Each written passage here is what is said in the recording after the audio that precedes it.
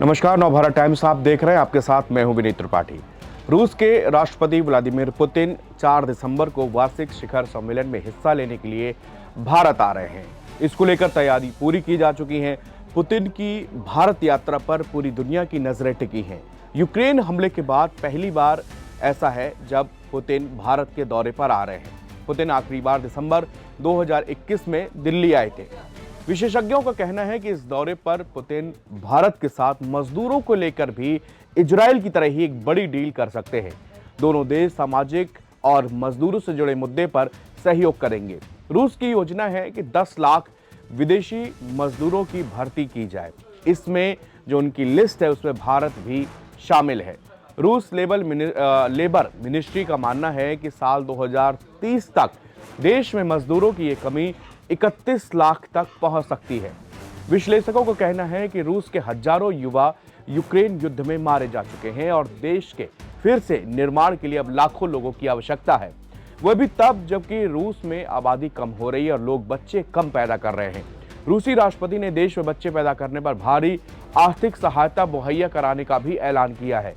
रूस में अब तक मध्य एशिया के देशों से लाखों रूसी बोलने वाले लोग काम करने जाते रहे, लेकिन इससे मॉस्को को सुरक्षा को लेकर बड़ा खतरा महसूस होता रहा है। यही वजह है कि रूस अब 7 लाख से ज्यादा मध्य एशिया के विदेशी मजदूरों से मुक्ति पाना चाहता है। इस प्रक्रिया की शुरुआत जब तेज हुई तब मॉस्को में मार्च 2024 में आतंकी हमला हुआ। रूस की नई सरकारी माइग्रेशन नीति में अब इस बात को फोकस किया जाएगा जिसमें उन्हीं मजदूरों को बुलाया जाएगा जो रूसी समाज के परंपरागत आध्यात्मिक और नैतिक मूल्यों का समर्थन करते हैं। पुतिन ने भी इस साल नवंबर महीने में एक बैठक में प्रवासन से पैदा होने वाले खतरे के मुद्दे को उठाया था। रूस ने यह घोषित नहीं किया है, लेकिन अघोषित रूप से उसे मध्य एशिया के कट्टरपंथी मुस्लिमों से ज्यादा खतरा महसूस हो रहा है। भारतीयों के मुकाबले इन देशों के नागरिकों को विदेशी ताकतें ज्यादा भड़का सकती हैं। एक्सपर्ट्स का कहना है कि पुतिन की भारत यात्रा के दौरान मजदूरों को लेकर बड़ी डील हो सकती है। हालांकि इन मजदूरों को नागरिकता या वहां रहने की छूट इससे नहीं मिलेगी। भारतीयों को बस मध्य एशिया के मजदूरों की जगह पर काम मिल जाएगा और बाद में पैसे कमाने के बाद उन्हें वापस अपने भारत लौटना होगा। बता दें कि भारतीयों के मन में दशकों से रूस को लेकर बहुत अच्छे विचार रहे हैं। भारतीय समाज सेकुलर रहा है, जिससे यहाँ के लोगों को आतंकी बनाना आसान नहीं है।